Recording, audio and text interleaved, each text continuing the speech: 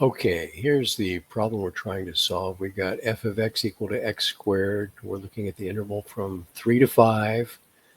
And we're trying to estimate the area under that curve from 3 to 5 using 100 subintervals and trying to determine the difference between the estimated areas using right-hand endpoints and left-hand endpoints. Now, it's kind of easier to picture what's going on if we use far less subintervals. So in this diagram over here, we're using right-hand endpoints, starting at 3, moving a width of 1/2 or 0.5 to the right to get the right-hand endpoint. Right-hand endpoints. We got 4 rectangles. Over here, we're using left-hand endpoints. So we're starting at 3, but we're staying there. And there's the first rectangle using right-hand endpoints.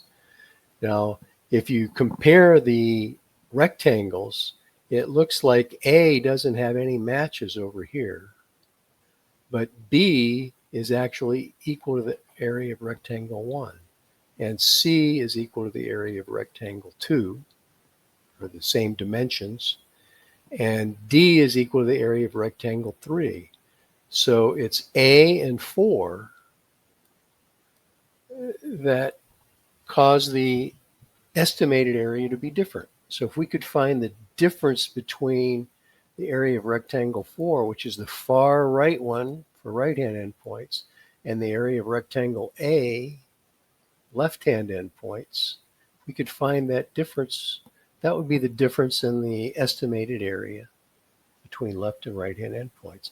So the area of rectangle 4, we're putting this 25 as the height, because that's the right-hand endpoint, times the width, which in our case is 1/2, or the area is 12.5. That's what this number is right here. And the area of rectangle A has a height of 9 and a width of 1/2, or 4.5. And the difference between them is 8, the delta.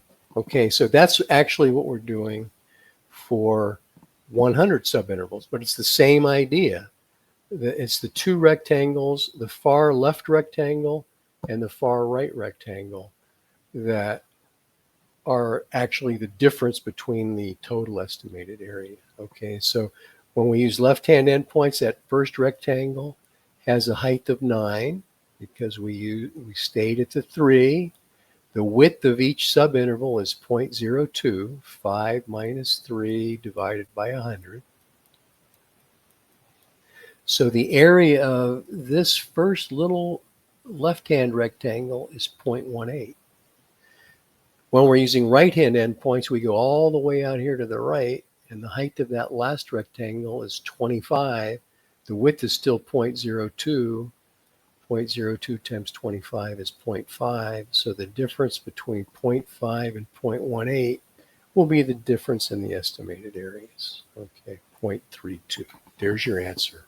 Hope that helped. If you have any questions, post a comment.